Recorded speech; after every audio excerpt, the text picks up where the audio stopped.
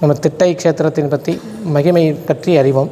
இந்த கல்லுடைய விசேஷம் என்ன கேட்டாலும், இந்த காற்றுள்ள ஈரப்பத்தை இழுத்து வச்சுட்டு 24 மணி நேரமும் 24 நிமிஷத்துக்கு சுவாமி சொல்கிறது தானாகவே ஜலம் வந்துகிட்டே இருக்கும். அம்பாளுக்கு மேலே 12 ராசிக்கட்டங்கள் உண்டு.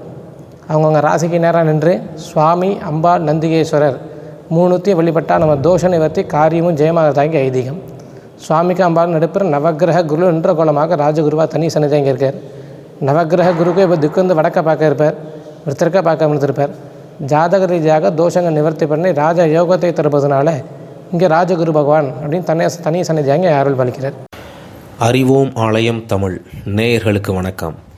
நம்ம ஒவ்வொரு பதிவிலையும் ஒவ்வொரு திருக்கோவில்கள் பற்றிய வரலாறு மற்றும் அதன் சிறப்புகளை பார்த்துக்கிட்டு இருக்கோம்.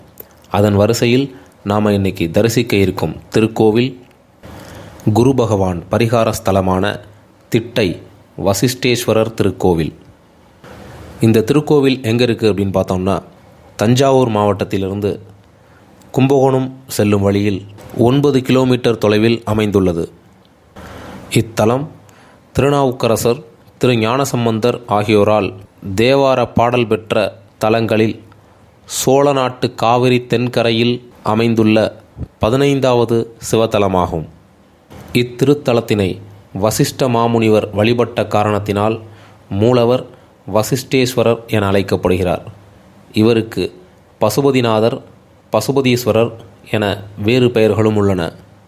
தாயார் உலகநாயகி, சுகுந்த குந்தலாம்பிகை, மங்களாம்பிகை என்ற திருநாமங்களை கொண்டு அழைக்கப்படுகிறார்.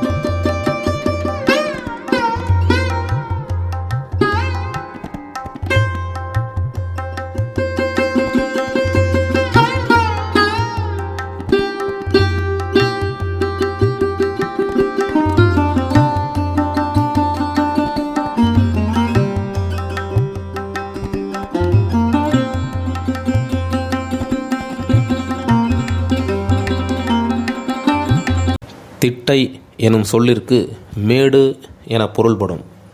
பிரளய காலத்தில் இவ்வுலகம் நீரினால் சூழப்பட்ட பொழுது திட்டை மற்றும் சீர்காழி ஆகிய சிவத்தலங்கள் பாதிக்கப்படவில்லை. உலக பிரளய காலத்தில் இப்பகுதிகள் திட்டாக தோன்றியதனால் சீர்காழியை வடதிட்டை எனவும், வசிஷ்டேஸ்வரர் கோவிலான இப்பகுதியை தென்திட்டை அல்லது தென்குடித்திட்டை எனவும் அழைக்கப்பட்டது. இத்தலத்தின் கொடிமரம் கருங்கல்லினால் செதுக்கப்பட்டுள்ளது. மேலும் இத்தலத்தில் குரு பகவானிற்கு தெற்கு நோக்கி தனி கோவில் அமைக்கப்பட்டுள்ளது. ராஜகுருவாக நின்ற நிலையில் அபயஹஸ்த முத்திரையுடன் பக்தர்களுக்கு அருள் புரிகிறார்.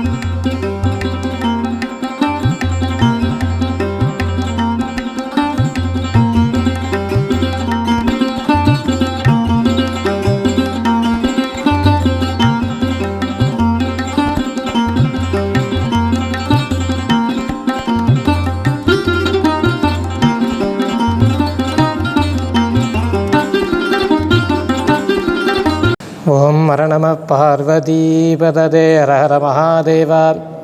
தென்னாடுடைய சிவனே போற்றி, எந்நாட்டவர்க்கும் இறைவா போற்றி. வாகர்த்தா விவ சம்பிரக்தோ வாகர்த்த பிரதிபக்ததே ஜெகத பிதரோ வந்தே பார்வதி பரமேஸ்வரோ. எல்லாம் வல்ல உமையோர் பாகனை திருமணம் முன்னிட்டு நம்ம திட்டை க்ஷேத்திரத்தின் பற்றி மகிமை பற்றி அறிவோம். இந்த திட்டை க்ஷேத்திரம் அப்படிங்கிறது தஞ்சாவூரிலிருந்து 10 கிலோமீட்டர் தொலைவில் இருக்கக்கூடியது. இந்த க்ஷேத்திரத்தின் சுவாமி விசேஷம். சுவாமி பஞ்சலிங்க க்ஷேத்திரம். சுவாமி பிரகாரத்தில் 4 முன்ன 4 லிங்கம், நடுப்புற சுவாமி சுயம்புமூர்த்தி. சுவாமிக்கு மொத்தம் 3 பெயரால் அழைக்கப்படுகின்றது. வசிஷ்டேஸ்வரர், தேனுபுரீஸ்வரர், பசுபதிநாதர் அப்படின்றது சுவாமிக்கு 3 பெயர். சுவாமிக்கு மேலே சதுரமாக சின்ன துவாரம் உண்டு. அந்த துவாரத்து உள்ளுக்குள்ளே பார்த்தீங்கன்னா சூரியகாந்தக்கல், சந்திரகாந்தக்கல் அப்படி 2 கற்கள் உள்ளது. அந்த கல்லுடைய விசேஷம் என்ன கேட்டாலும், இந்த காற்றுள்ள ஈரப்பத்தை இழுத்து வச்சுட்டு 24 மணி நேரமும் 24 நிமிஷத்துக்கு சுவாமி சிறந்த தானாகவே ஜலம் வந்துட்டே இருக்கும். அங்கே சுவாமிட்டுள்ள மகிமையாக கருதப்படுகிறது. இதே போல் அம்பாளுக்கும் 3 பேரால் அழைக்கப்படுகின்றது. சுகந்த குந்தலாம்பிகை, மங்களாம்பிகை, உலகநாயகி அப்படின்னு அம்பாளுக்கு 3 பெயர். அம்பாளுக்கு மேலே 12 ராசிக்கட்டங்கள் உண்டு. அவங்கவுங்க ராசிக்கு நேராக நின்று சுவாமி, அம்பாள், நந்திகேஸ்வரர் 3த்தையும் வழிபட்டால் நம்ம தோஷ நிவர்த்தி, காரியமும் ஜெயமாகறதாங்க ஐதீகம். சுவாமிக்கு அம்பாள் நடுப்புற நவக்கிரக குரு என்ற கோலமாக ராஜகுருவாக தனி சன்னிதி இங்கே இருக்கார். நவக்கிரக குருக்கு இப்போ திக்கு வந்து வடக்க பார்க்க இருப்பார், விருத்திருக்க பார்க்க இருந்திருப்பார். ஜாதக ரீதியாக தோஷங்கள் நிவர்த்தி பண்ணி ராஜ யோகத்தை தருவதனால இங்கே ராஜகுரு பகவான் அப்படின்னு தனி சன்னிதியாக அருள் பாலிக்கிறார். அதே போல் இந்த கோவில் வளமுறை, இந்த பரிகாரம் செய்தால் என்ன நம்ம பரிகாரம் செய்ய வேண்டும் அப்படின்னு கேட்டேன்னா, இங்கே விவாகத்துள்ள தடை அப்படின்னு கேட்டேன்னா, இந்த சுவாமிக்கு கொண்டக்கல்ல மாலை சாத்தி, மஞ்சள் வஸ்திரம் சாத்தி, தேங்காய் பழம் வெத்தலை பாக்கு அர்ச்சனைக்கு எடுத்துகிட்டு வந்து 5 நெய் தீபம் போட்டு அர்ச்சனை பண்ணி குருவை 5 முறை சுற்றி வந்தால் இந்த விவாகத்துள்ள தடை நீங்கும். இது இங்கே சுவாமிட்டுள்ள விசேஷம்.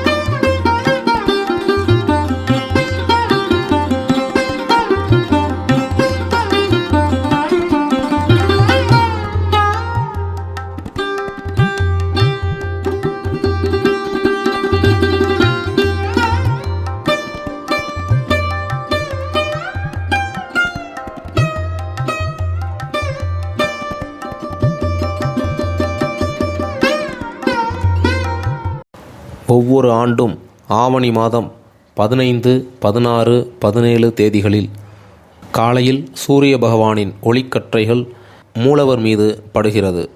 மேலும் மூலவர் சன்னதிக்கு மேல்புறம் சந்திரகாந்தக்கல் மற்றும் சூரியகாந்தக்கல் கொண்டு விமானம் அமைக்கப்பட்டுள்ளது. இவை காற்றிலுள்ள ஈரப்பதத்தை கொண்டு ஒவ்வொரு 24 நிமிடங்களுக்கு ஒரு முறை ஒரு சொட்டு நீர் இங்குள்ள சிவலிங்கத்தின் மீது விழுகிறது. சந்திரனுக்கு ஏற்பட்ட சாபத்தை நீக்கிய சிவபெருமான் தன்னுடைய தலையில் சந்திரனை வைத்து கொண்டார். அதற்கு நன்றி கடனாக சந்திரன் இவ்வாறு 24 நிமிடங்களுக்கு ஒரு முறை ஒரு சொட்டு நீரை இங்கு அருள்பாலிக்கும் வசிஷ்டேஸ்வரர் மீது விழுமாறு செய்கிறார் என்பது பக்தர்களின் நம்பிக்கை.